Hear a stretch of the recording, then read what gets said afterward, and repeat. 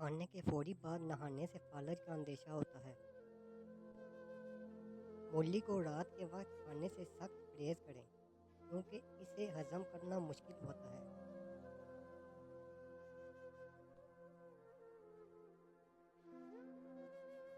گرم دودھ کے فوراً بعد پانی پینے سے کھانسی لگ جاتی ہے۔ چنے اور جو کا آٹا ملا کر روٹی پکانے سے شوگر کنٹرول رہتی ہے۔ مسلسل اور بہت زیادہ پیاز کھانے سے چہرے پر چھائیاں پڑ سکتی ہیں۔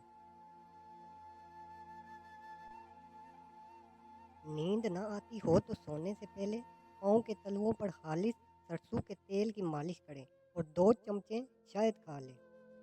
آم اور لسوڑوں کا اچار کھانے کے بعد پانی پینے سے نزلہ، زکام، کھانسی کا سخت اندیشہ ہوتا ہے۔ ساگ پکانے سے قبل اگر اسے کھولتے پانی میں ابال لیا جائے تو لذت بڑھ جاتی ہے۔ رات سونے سے قبل کمرے میں نیلے رنگ کا بلب جلائیں، ایسا کرنے سے مچھر کمرے میں نہیں آتے۔ روٹی پکا کر روٹی کے برتن میں 1 عدد ادرک کا ٹکڑا رکھ دیں تو روٹی سارا دن نرم اور تازہ رہے گی۔ چائے اور دہی ایک ساتھ نہیں کھانا چاہیے۔ جب یہ دونوں پیٹ میں ایک ساتھ ملتی ہیں تو نظام ہضمہ کو سست کر دیتی ہیں۔ زکام کے خاتمے کے لیے تھوڑی سی چینی جلتے ہوئے کولوں پر ڈال کر اس کا دھواں سونگھیں۔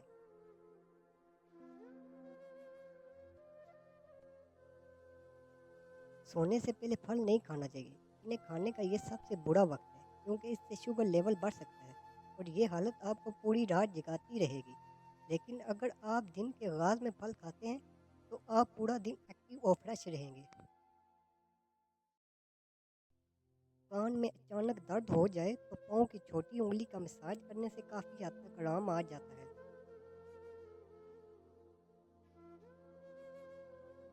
مونگ پھلی کھانے کے بعد پانی پینے سے گریز کرنا چاہیے کیونکہ اس کے نتیجے میں کھانسی اور گلے میں خراش ہو سکتی ہے۔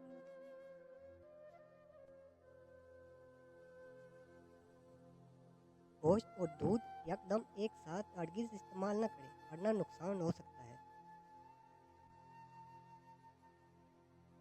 صبح سورج نکلنے سے پہلے 1 چٹکی کچے چاول پھانک لینے سے جگر مضبوط ہوتا ہے۔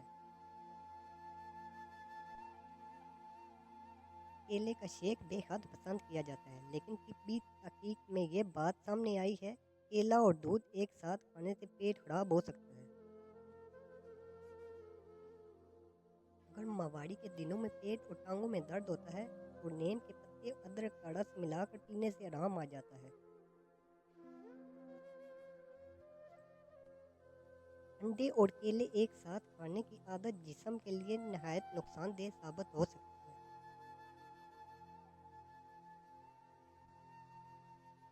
کوئی بھی چیز تلتے ہوئے کڑائی میں 2 یا 3 بوند لیموں کے رس کی ڈال دیں تو تیل تلی ہوئی چیز میں کم جذب ہوگا۔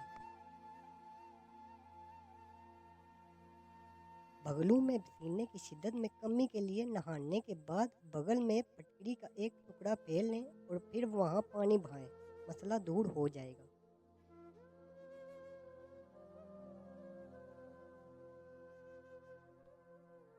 بعض اوقات گوشت جلدی پکتا نہیں، اس کے لیے لہسن کی درمیان والی 2 ڈنڈیاں ہنڈیا میں ڈال دیں، گوشت آسانی سے پک جائے گا۔